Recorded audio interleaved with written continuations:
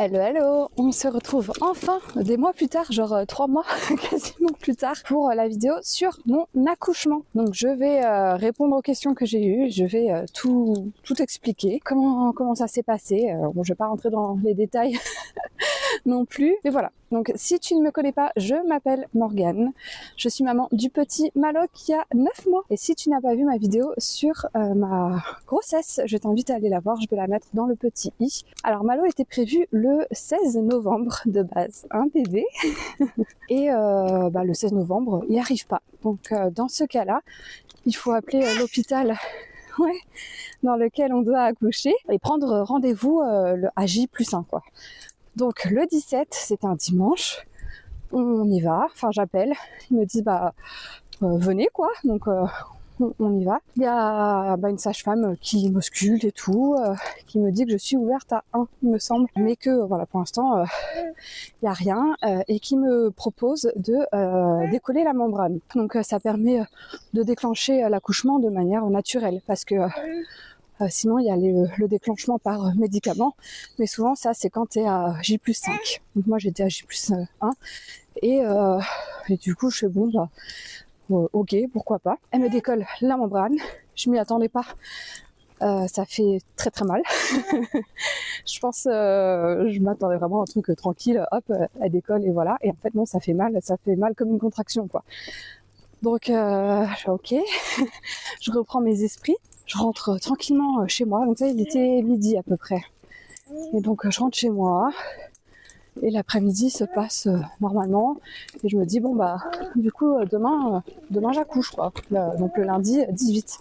Et vers 17h, je commence à avoir mal au ventre, comme quand j'ai mes règles.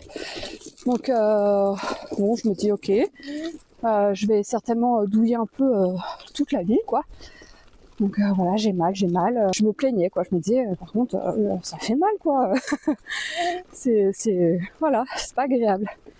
Et 18h, j'ai ma première vraie contraction. Et là, je suis pliée de douleur. Mais genre vraiment pliée de douleur. Et je regarde mon chéri et je rigole, mais rire un peu jaune. Et je me dis, attends, là j'ai tellement eu mal. Si ça c'était que la première et que ça va aller crescendo, je ne vais pas tenir.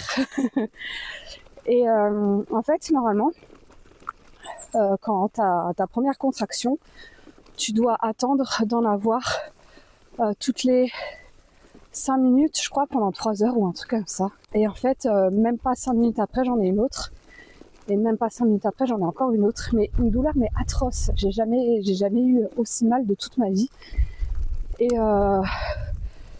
Et en fait, 18h18, donc 10 minutes après, je me lève et je perds les os.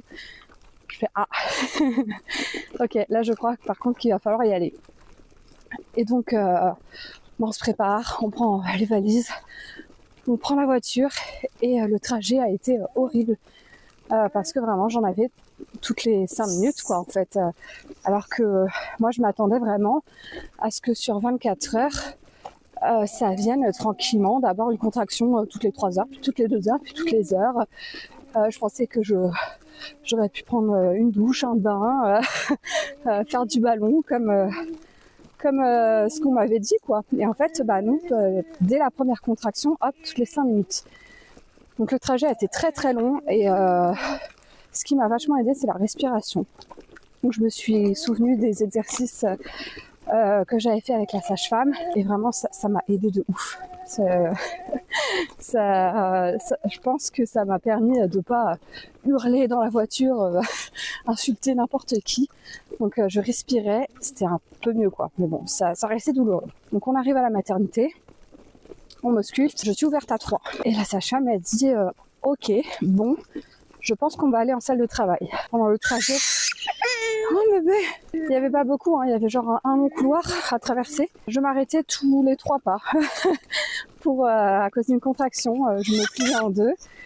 Donc ça a été finalement très très long pour aller jusqu'à la salle d'accouchement, alors qu'il n'y avait pas tant que ça. J'ai dû faire une petite pause berceuse. Il ne dort pas encore, mais pas loin. Donc j'en étais. On arrive à la salle de l'accouchement. Là, on me pose la péridurale. Alors moi, Au début, tout au long de ma grossesse, je me disais, je prendrais la péridurale le plus tard possible et tout. J'essaierais de tenir. Et arrivé à la maternité, j'ai dit, posez-moi la péridurale, j'en peux plus.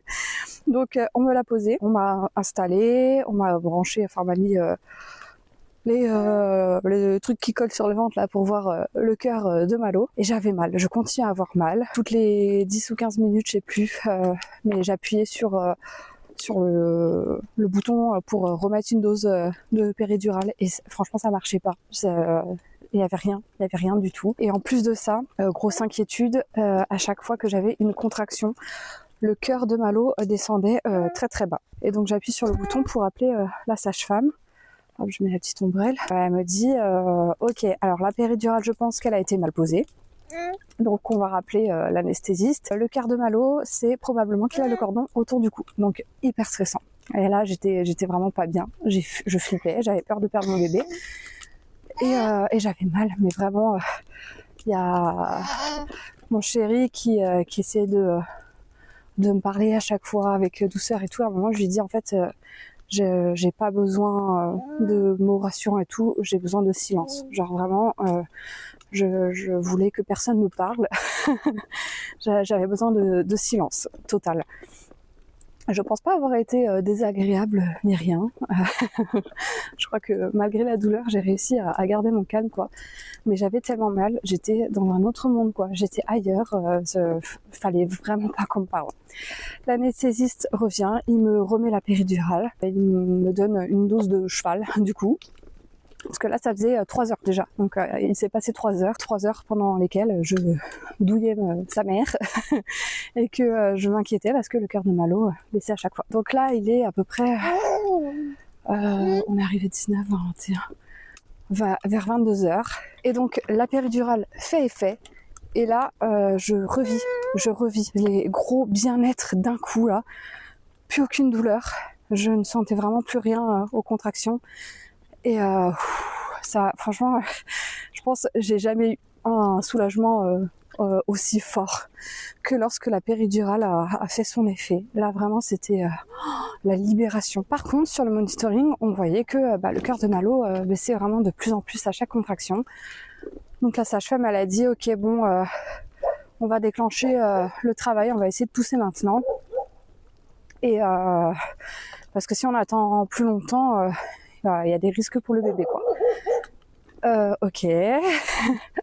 Donc on commence le travail. Là, c'est l'accouchement, je pousse. Kevin a été vraiment d'un soutien incommensurable. Il m'aidait à pousser, limite il poussait avec moi. Il me retenait dans le dos et il me poussait pour que je puisse pousser en même temps. Donc franchement, il a été top, vraiment top. Et ça a duré une demi-heure. Et au bout d'une demi-heure, ça y est, Malo est sorti avec les yeux grands ouverts. Genre vraiment, il regardait partout. Qu'est-ce que je fous là?